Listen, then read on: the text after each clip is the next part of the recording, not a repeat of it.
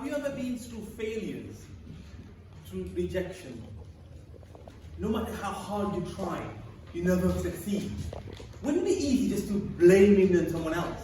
Who's saying it's going to be easy just to blame it on someone else? You're absolutely right. It will be easy to blame it in someone else, but that will be the most detrimental thing that you could ever do to yourself. Once there was two neighbors, first neighbor, and there was no jobs around, and the first neighbor, he always blamed everyone else for him not having a job. So he would blame the immigrant coming here to steal his jobs.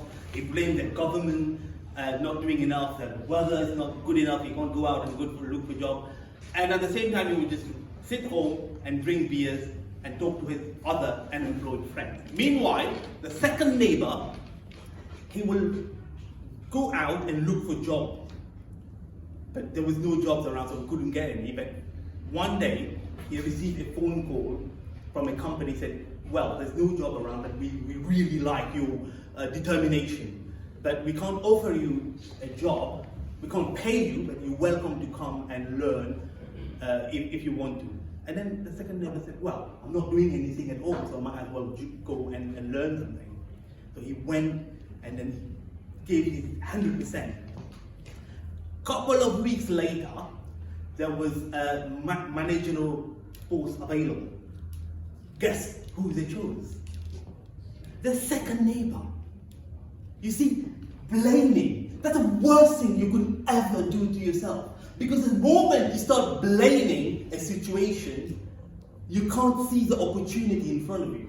What you can see, only see is just problems. We can relate to the things that are happening nowadays, like the fuel price is going up, cost of living is going up. Like blaming the government, blaming the war, that wouldn't change anything. It wouldn't help you. Once there was Thomas Edison, his factory got burned down. And while watching his factory burning down, he couldn't do anything. And people were just looking at him, and now he's going to have a breakdown. And instead of that, he just looked at them and said, well, that's in the past now. I'm going to start tomorrow again as fresh. We need to have this kind of mindset. No more blaming, no more complaining. This is how you will succeed. I had a tough upbringing. My mom left me when I was about 8. It was just a feeling that I can't describe. It's so really sad.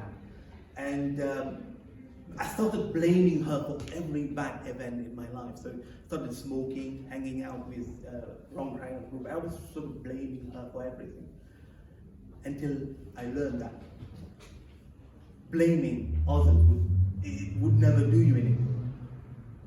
If you were to blame someone for the bad in your life, you might as well blame them for the good in your life as well. Because I wouldn't be the person that I am today if it wouldn't be my mom and my parents. The worst thing of blaming, the moment you realize that life is happening for you, not to you, your whole suffering will be gone just like that. And the worst thing of blaming is that when you're blaming yourself, at least when you're blaming others, the negative energy is going out. When you're blaming yourself for an event that happened in the past, so all the negativity is going in. The event itself, you can't change it. Can you change the past? Can you change the past? No. You can to some extent. I'll explain how. The event itself, you can't change it. It's already happened. But how you can change it is that by giving it a new meaning. Giving it a beautiful meaning. Event already happened, you've been bankrupt, you've been in the wrong relationship, it's already happened. Just give that a beautiful meaning. Nothing has meaning except the meaning you give it. Nothing has meaning except the meaning you give it. So you can just give it any meaning you want. Once there was two siblings, two brothers, and their father was an alcoholic. And the first sibling became even worse alcoholic. So he was just drinking. And the second one became very successful, very wealthy. And when they asked the first sibling, the brother, how did you become like this? And then he said, well, because my father was an alcoholic. When they asked the second brother, how did you become like this? And he said, because my father was an alcoholic. You see, nothing has meaning except the meaning we give it.